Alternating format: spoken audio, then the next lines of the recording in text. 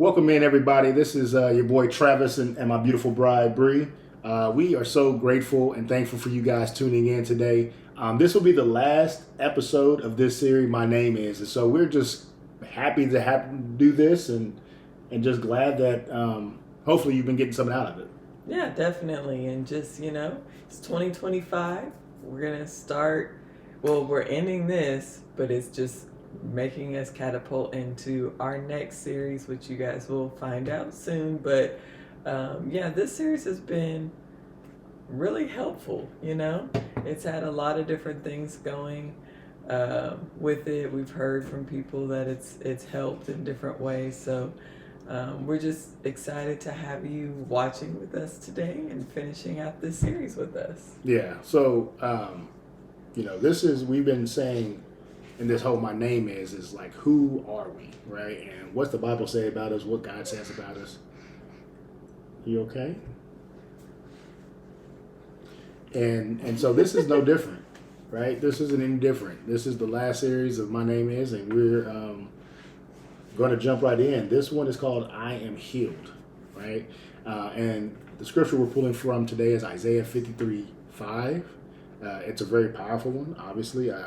If you've been paying attention, following along with this, I've been reading Isaiah for the past month, and it's really been helpful for me to really, I think, grow closer to God and kind of get an understanding of who He is and what He is wanting from us. This here, it says, "But He was wounded for our transgressions, He was bruised for our iniquities. The chastisement for our peace was upon Him, and by His stripes we are healed." Hence the name, I Am Healed. And I've heard this verse a bunch of times, and I really, before again, I was reading Isaiah, I didn't know where exactly it was. I just, heard, by His stripes we are healed. That's all I ever heard. And I was like, I don't know where that's at in the Bible. Right. So I'm glad I found it, and I'm glad that we're going to be sharing that verse with you, and then kind of the things that we need to heal from. There's 4 areas that we feel that we as humans, we go through that we have to get some healing from. And sometimes that healing, it may not necessarily be from a visible wound, right? Yeah. It may not be from a visible wound, but it is something that we have to be able to have healed, and then to be able to be a full person. Yeah, it's definitely a self-assessment season. I think at the beginning of the year, people are a lot more receptive to starting fresh and, the new year, new me, all of those things. And so I think with My Name Is Healed, like you were saying, it's not always a physical thing. It could be a mental, emotional, spiritual thing. And it's really about taking the time to stop and really introspect what is going on with you. Because, we can start all these goals and everything. And like people talk about, it's like, oh, you set these goals, and then by January 6th, it's like done. So it's important to really stop and evaluate where you are and what you want to do and where you want to be. Right. Within yourself, so that those things can be planted and actually make a change in your life or make a change in your situation. But if you don't really ever stop and really self-assess yourself, you'll never know. And I say that because it's very, as you can see, I'm like struggling right now. Nap. So it is all bad. Yeah.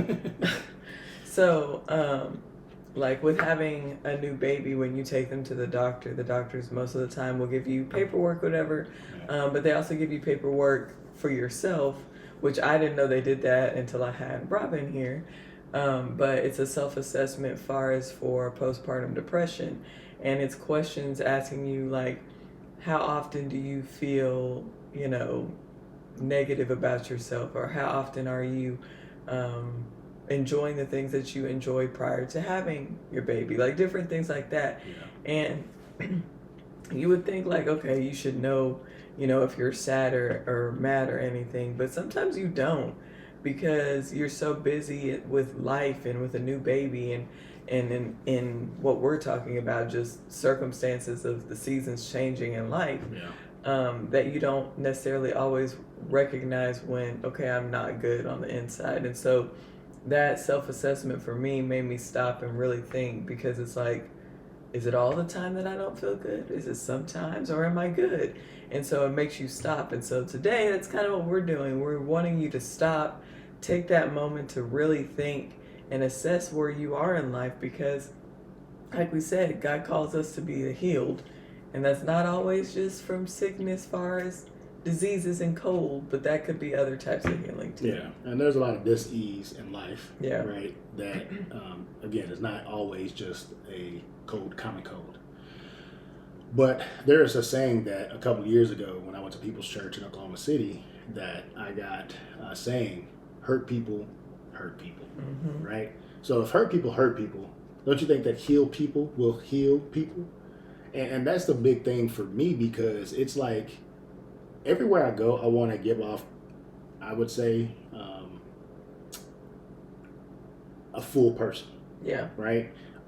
We talked a little bit last week, and you're going to hear it throughout our entirety of this happily ever after, of just things that we've overcome in life, whether they be familial, relational, friendship, coworkers, because even though I don't necessarily want to be best friends with my coworkers, I want to get along with them, right? And I want to be amicable with the people that I come across. And then on top of that, when people see Travis, I want them to be like, man, you know what? He's actually a well-rounded person. He's a fine young man. You know what I'm saying? But also, I think the biggest thing for me that I learned was introspection. Right, and Jesus teaches us in the Bible that we need to sometimes step away. I don't know the verse right now. It just came to me. The Holy Spirit just was like, "Hey, mention this." When Jesus was with his three closest friends, you can find out who those three are by just reading the book. He went away for a little while. Mm-hmm. Right, he went away and he prayed by himself. That was a self-assessment that he was doing for himself to say, you know what, I need a power charge myself. And so that was something, again, he probably, I think at this, what I'm talking about, I think he may have preached all day. So that kind of goes into our first one. He was physically drained. Yeah. Right? So the self-assessment question is, how often do you feel pain or discomfort? And we're talking about physical right now. So we'll stay with the physical, but we got more questions on the other stuff. But how often do you feel pain and discomfort? Yeah. And that's a question, again, you need to ask yourself. For me, there was this one time when I lived in Norman, and you know the story. I was doing my CrossFit, and I was like doing my thing, and I was, feeling great and feeling fine, and I tried to deadlift 395. And I warmed up, I did everything right, and I had a little tweak in my back. And for 2 weeks, y'all, I could not stand up straight. It was the most uncomfortable pain, discomfort that I could have had physically. Like, I learned at that moment, there's a couple things you don't want to mess up, and that's your back, your neck, and your knees, right? There's probably some other spots too that I don't know, but I just know that from that moment on, I was like, I cannot mess up my back, because it's a pain to come back from. Yeah, and also if you think about it, like sometimes physical pain is connected to another type of situation or another type of pain that you may be having. Mm-hmm. For me, I carry my stress in my shoulders and my neck. So when I'm starting to feel overwhelmed and stressed more than normal, because, as you can see, it's a lot going on. But I tend to tense my shoulders a lot more, and they raise. And so Travis will like push my shoulders down and be like, girl, relax. And I recognize from self-assessment that the more stressed or the more overstimulated I am, or just the more that I feel like I have going on, right, the more tense I am. And then my shoulders and my neck hurt, and I'm like, oh my gosh, why am I hurting? Mm-hmm. And it's like my body is telling me, you're stressed, chill out. And so sometimes that physical discomfort and that pain may be connected to something else going on within you too. And it may be telling you something too. And it's not, I don't feel like it's always a bad thing. Like I said, like with my situation with my shoulders and stuff, like, yes, it's painful, but it's also, in a sense, a good thing, because it's a physical reminder for myself to like take a second and breathe, because you're stimulated or you're stressed or your wheels are turning too fast. Take a breath. And that's kind of, as I get older, how I think about the woman with the issue of blood in a sense, because she had a physical ailment of she was basically always on her menstrual cycle, like it never stopped.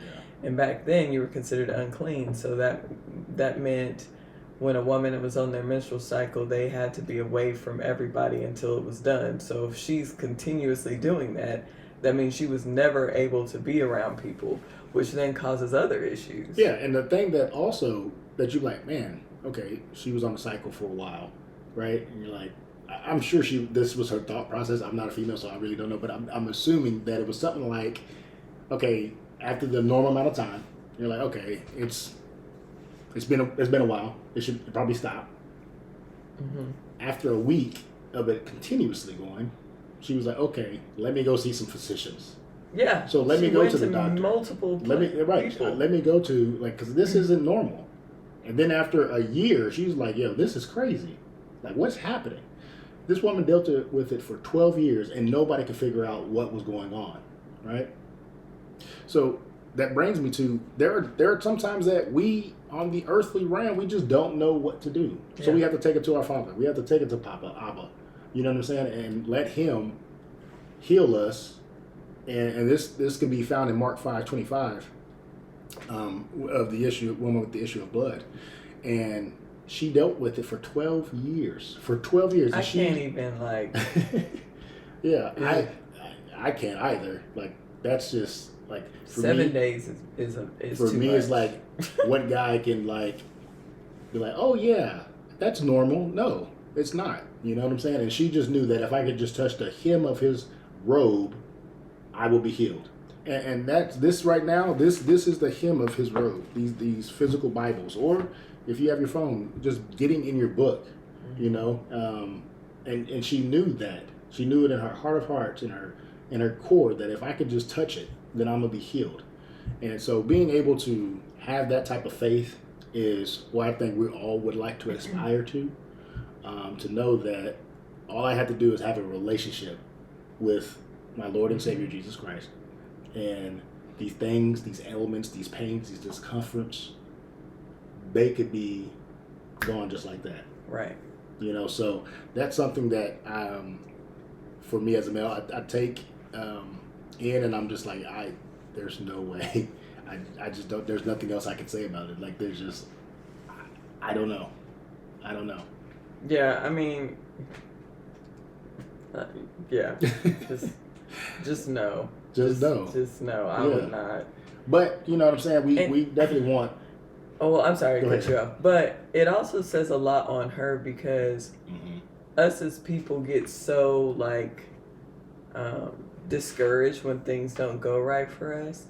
And that wasn't going right for her for 12 years. Yet she still had the faith to try and reach Jesus when she could have easily been like, I don't care. Like, He could have healed me a long time ago, or I why do I have this issue or whatever, you know. She could have been negative about it or whatever, but she chose to lean on her faith.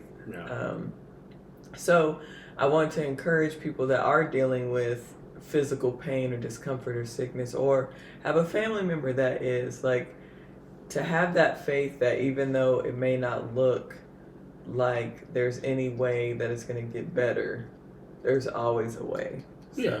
And to me, there's been so many documented cases where people's, like, they've gone into a cancer screening, right? And so they come back, and, you know, the first time they're, like, at stage 2, 3, or whatever. And then, you know, people pray for them because they have a relationship with God. They go back. The doctor's like, hey, we just wanted to come back. We're going to do another screening just to make sure we know everything is good so we can go from there. They go to the screening, and then it's gone. Yeah. Like, it's never been there. Yeah. So there is power in prayer. There's power in the relationship with God. And if you have people around you, well, she didn't have nobody, but if you do have anybody around you, that's just even better for a case of, hey, there's nothing there. Yeah. I don't know what last time it might have been a false positive. Or, you know, the healing may come in a different way that you don't want it to be, you know. I had an aunt that actually passed away yesterday, and so you know, it's always hard when you lose someone in your life, but at the same time, talking to it was my great aunt, so my grandmother's sister, but talking to my grandmother about it, just seeing how peaceful she was about it, because she knew her sister had been struggling and was in pain for so long. Yeah. And she was like, I've been praying for her healing, and that was her healing. She got to rest. Yeah.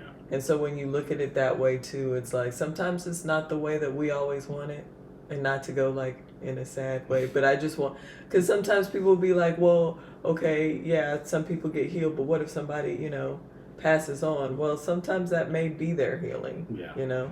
Yeah. So just wanted to throw that in there. So with that takes us to the mental assessment side of it, which is just as we are in a, like everything right now is, I feel, all these are spiritual. We're in a spiritual battle. Yeah. Okay. That's the biggest thing I do want everybody to know, is that we do not. And so, yeah, we just up in line. We gonna be holding babies. Yeah. Can you go sit with Daddy, so I can go get baby sister? I hear baby sister. Okay, can you go get baby sister? I'll go get baby sister. So, yeah, with self-assessment season, with mental, it's how often do you feel not in control? And that's a huge one, especially for someone that likes to have control, or not necessarily control in a narcissistic way, but like just feeling like they're not spinning their wheels, or it's not craziness going on. That can be difficult to understand, that you can only control what you can control, and the things you can't control, you have to be at peace about it. We live in a time right now that is just super anxious, anxiety driven. Everything is, and it's almost like it's meant to be anxiety driven. And so understanding that anxiousness is not something that God wants us to live in. He wants us to live in peace. That's why it's part of the fruit of the Spirit, you know? So it's important to recognize that we are healed in the capacity of, we are healed from anxiousness. We're given peace. So in those moments where we feel like we don't know what to do next, we don't know how to control the situation that's going on, whether it's financially, whether it's relationally, whether it's spiritually, whatever the case is, understanding that, you know, even though we may not be in control all the time, God's in control. And so what's going to happen is going to happen. And having that peace to know that regardless of the circumstances, you're going to be covered. There's been many times in our relationship that we've been in circumstances that were not always the best, and we could have easily been like, oh my gosh, what are we going to do, and freak out and be all kinds of ways. But we stayed and we trusted God, and had the peace to know that it was going to work out. We didn't know how it was going to work out, but it was going to work out. So just making sure that you take those moments to take a breath, understand that everything can work out is really important. And he's back with baby girl, Miss Roslyn, aka baby sister for Robin. She was over here fussing at me. Baby sister's up. You gotta go get her. But I think I heard majority of what you said. I think it was all pretty good, right? And just saying, we gotta trust in the peace. Yeah, and having that, you know, anxiousness, you know, we can't add another hour to our day by, you know, trying to control everything. Right. You know, and so I'm a kind of go with the flow type of person, where, you know, it is what it is. I learned at a very early age that I can't control everything. And now, granted, I'm still not good at it. Okay. Well, I think she may be hungry, and I'm going to have to finish the rest of this myself. I'm going to, like, be over off the camera. You got to move, sis. Y'all work with us. Work with us. No, but this is why we're real. You know, we're real. Happily ever after hours. When Yeah. you start having kids, sometimes you're playing. And This you go. gotta I mean, roll this with goes with the anxiousness. You gotta roll with it. You gotta roll with the Ooh, punches that's loud, baby. sometimes. That's loud. I'm gonna take you off the mic. How about that? Nope, you still can be heard. Sissy, you want to sit in my chair for a minute? Well, I apologize, people. But this is live. You know, this is live. we don't do takes. You know, we roll with the punches. We roll with the punches. Sorry, guys. I'm trying to get my mic together. I think that's fine. I can still hear you perfectly. Okay, perfect. You want to pass over the top? Okay. Yeah, we're gonna pass over the Whee! top. Baby legs. But us not being in control is okay, right?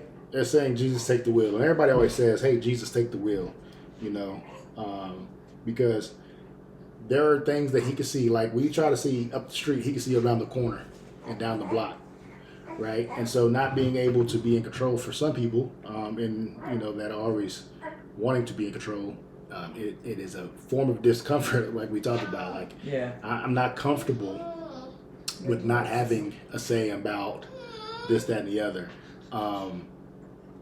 And I'll tell you a quick story of a person that wanted control was Jonah. Jonah wanted to be in control. And we've heard this story. I just said it a long time ago, I feel like, on this series. But again, he wanted, God was like, hey, I need you to go to, again, I don't remember the town name. I like to say Nineveh. Nineveh. Was it Nineveh? Yeah. And he went somewhere else.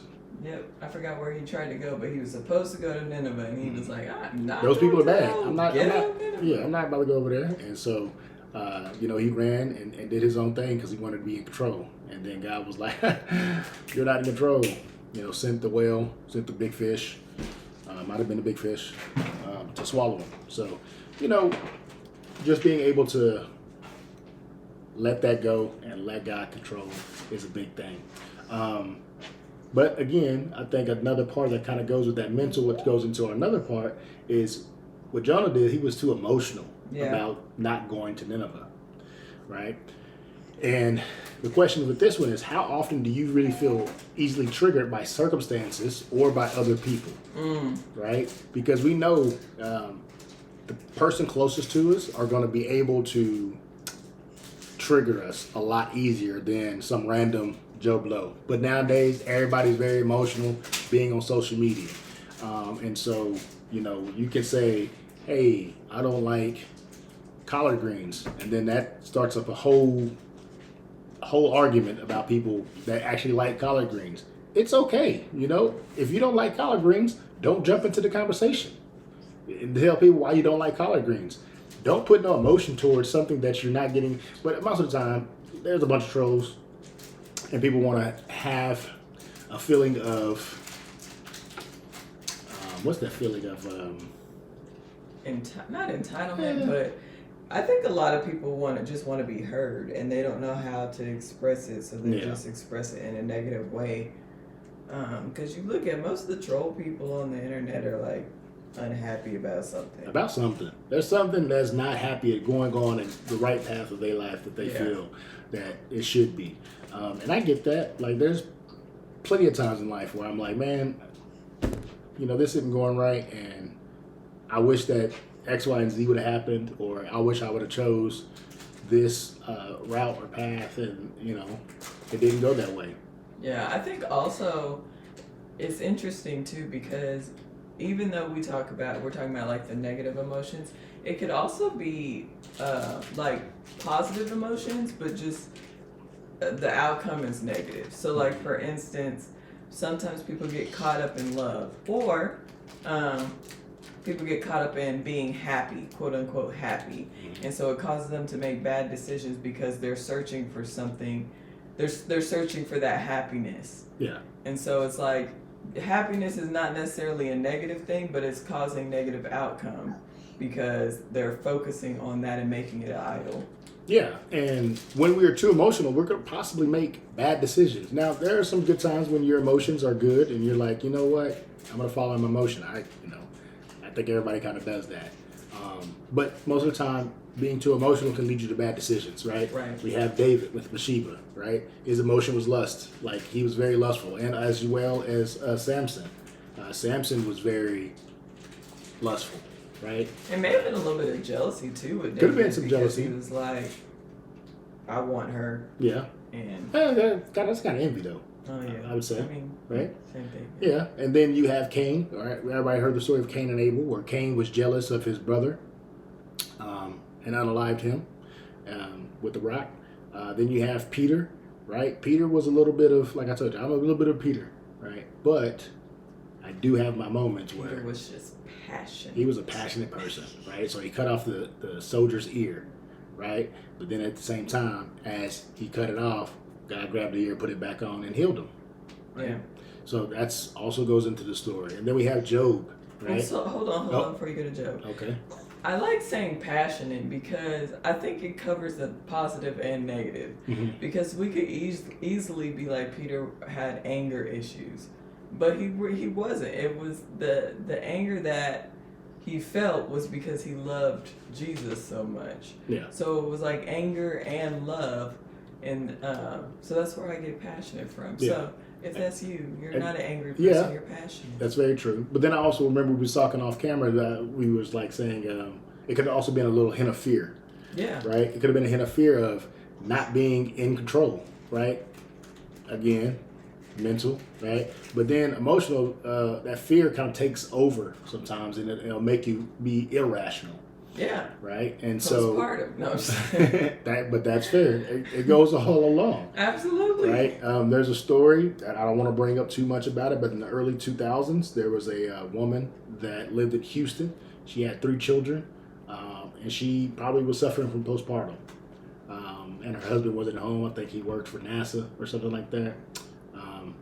Look into that story, but Made probably some bad decisions. she made some bad decisions, and I'm sure still to this day she's probably very.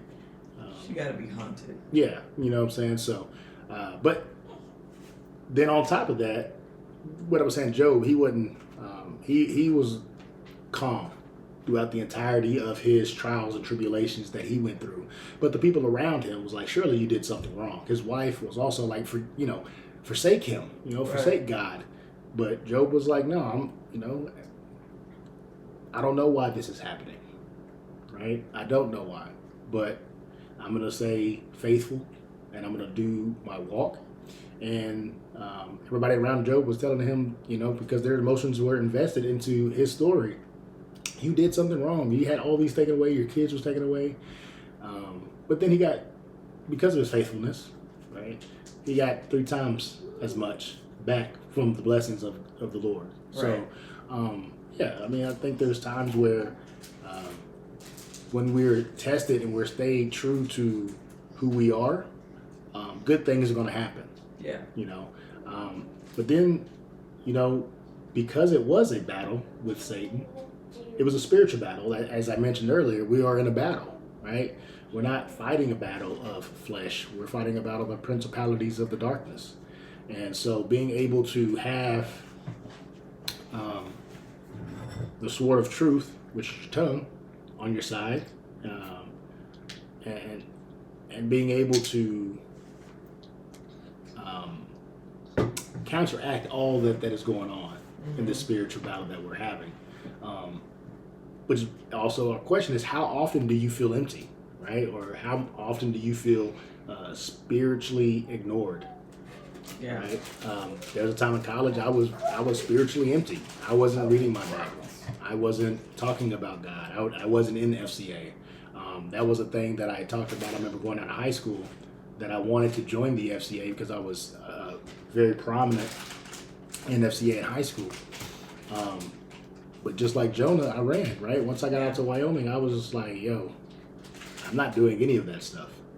And that was a detriment to myself, right? At the end of the day, I think that when you are spiritually empty, you're a detriment to yourself. Right. Spiritually ignored. So I want to say that I feel like a ghost. Like I'm just like over here floating. It's like a voiceover. Okay, voiceover. But like spiritually ignored, it's not saying God ignores us because God always hears us. He's always there. But when you don't work through your situation by seeking Him, when you go through other things, your line to God becomes cloudy. So it's just like if you don't work out, what's going to happen to your muscles? They're going to fade away. Your muscles are still in your body, but they're not as strong. And so your relationship is just not as strong. So when I say spiritually ignored, it's because you feel like God is not listening to you, but He is. But it's because you haven't taken that time to strengthen your relationship. So, and when I started college, like I was still going to church and I was still volunteering and everything, but because I was so focused on other things and other people, when I felt like everything was falling apart and then I went running to God, I didn't feel like He was hearing me, but it was not that He wasn't hearing me, it was that I wasn't hearing Him because I hadn't strengthened that relationship. So I just wanted to... Oh, that's a very valid point, love. Like, I mean, that's very, I feel true. Because there was, like I said, there was a covering over me in college that I didn't really understand, right? Going through college, being a depressed individual, not knowing that I was depressed, saving me from things that I didn't know that I was needing a saving from. So He's always there. He's always a phone call away.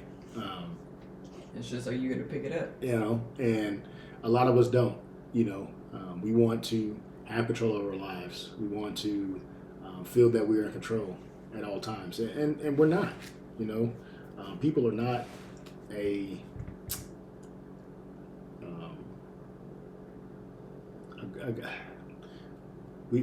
we need God. That's what I do know, and I hope that if you haven't found God and you're watching, I hope you do find Him. But our last scripture that goes with the spiritual. Again, I reference one. We're not fighting the principalities of darkness or flesh. We're fighting the principalities of darkness.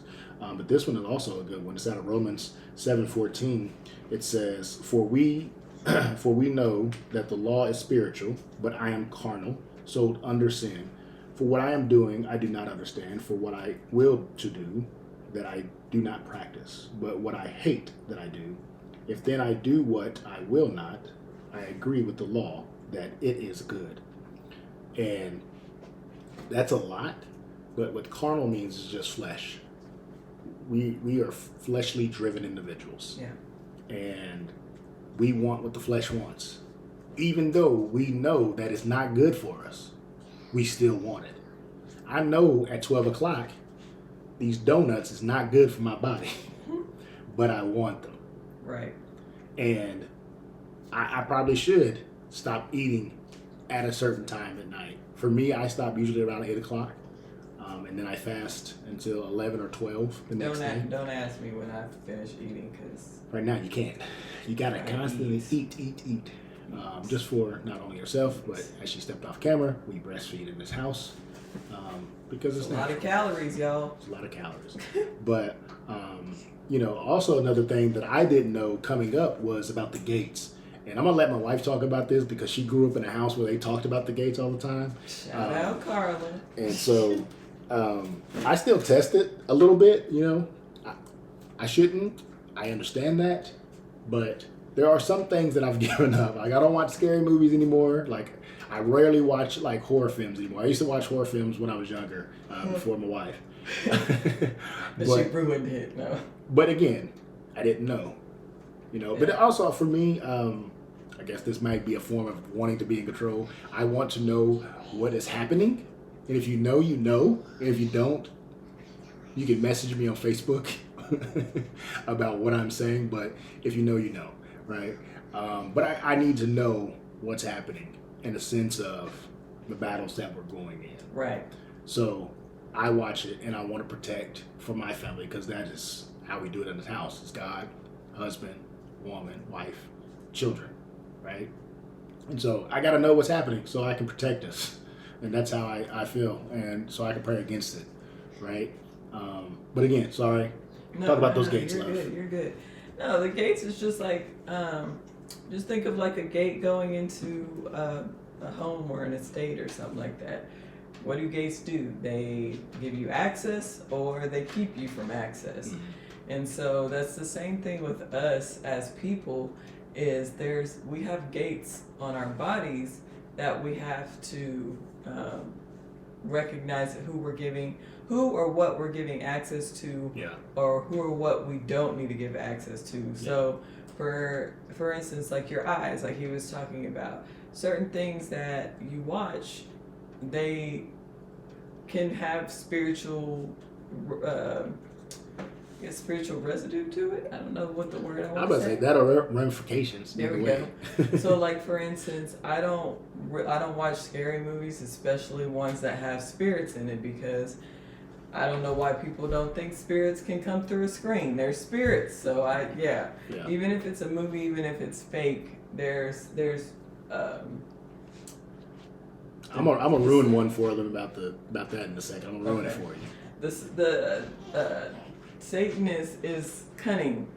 I think it was Pastor Daniels that was saying it. It may have been Miles Monroe, but Satan came as a snake to Adam and Eve.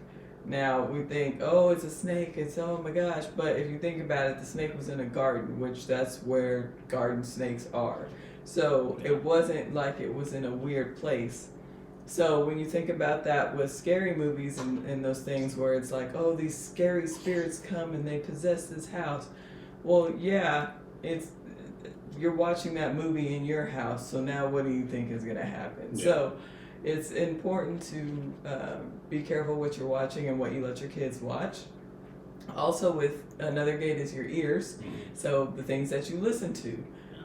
There's a lot. Now, I'm not saying I listen to just gospel music. I like me some old, I do like old school, but It's considered old now if it's 90s R&B. Yeah, that hurts. But I listen to something, but there is some type of music I don't listen to. I don't listen to a whole bunch of like super explicit music. And then a lot of the rappers now, I feel like they're so depressing sounding, like, or they talk about killing and gun. I don't do all of that stuff. And so like Travis tells me about some of the kids at his school that like are always sound depressed and down and stuff. Well, they're listening to these rappers that literally are talking about like, I don't want to be here. I should just, whatever, disappear or whatever it is. Yeah. And it's like, okay, well, you're planting those seeds every time you listen to these songs. And so that's another gate to be careful what you're listening to. Also your mouth, just what you put in your mouth, what you consume, what you eat, and then your private areas, because that is a spiritual bondness and can be a soul tie to the people that you are connecting with that in that way. And so it's important to pay attention to those things, because that can cause you to also be spiritually sick if you're not taking care of your gates. Yeah. Now we're gonna put a pin in the who you're allowing yourself, connecting yourself to. We're gonna put a pin in that. We're gonna go back to what I told you I was gonna ruin for you, right? She was talking about the mirrors, right? A TV is a mirror, if you think about it. Okay? Yeah. And there's this movie that we've all seen. It's a movie. I'm not gonna say the name of it because I don't want this to be flagged as it's evil, but it is, right? There was a person that she said, "Mirror, mirror on the wall," right? What came back into that mirror? A whole daggum face. A face. That's a demon, right? I'm the fairest of them all, right? We know the movie. I'm not going to say it. We know it. But we let our kids watch it. And we never really thought about it. We never really paid attention to that idea that there was a face that came into the mirror, that it was evil. It was just like, oh, it's cartoon. It's harmless. Well, in all actuality, it probably is not as harmless as we think. So, that's something. Continue to do what thou will, if that's what you want to do. Stop, sissy. But going back to the other part is the spirit one, who we are allowing ourselves to sexually, right? If they're going through something, right? They could be a depressed individual. They could be a hypersexuality type of person. They could be a whatever it is, whatever it is that they're battling, right? I like to tell my students, hey, if I would have had enough people in my life tell me, wait till marriage, and give me reasons why to wait till marriage, then I more than likely probably would have waited to marriage, right? But I like to explain it like this: if there was a fire, right, outside of that door that you're walking in or out of, if there was a fire there, would you go through that door? Most people are like, no, I would not, right? But the reason being is because you were warned. You were warned that there was a fire out that door. And that's really what people are battling internally. They're battling a fire each and every day. And I don't know what fire they're battling, but if I allow enough people to go through my door, or if I go through their door, right, then I'm going to be consumed by their fire that they're battling. And I don't want to be I don't want that, right? Last story before we get off is I made a bad decision in high school, and leaving high school, I should say. I had a bad decision, made a bad decision, and I was emotional. And I was like, I'll never do that again. I won't do it, right? It will never happen. Fast forward through college, I was not the best person throughout college. I realized that. I made some bad decisions in college, right? But then, our enemy, he's very cunning. He's a very witty individual, right? He is the father of lies and the father of deceit. And I come back to Oklahoma, and I go out, and there's this woman who's very cute. We locked eyes. The moment I walked through the door, I was like, okay, I'm handsome. And she comes to me. She's like, I'm married. I'm do this. I'm like, yo, time out. You got it. That's you. You handle that, right? I'm not doing anything that has to do with you. And she was pestering me all night. And so, long story short, I exited out, and I go home, right? I'm asleep in the bed, solo dolo. The roommates are gone. There's nobody around.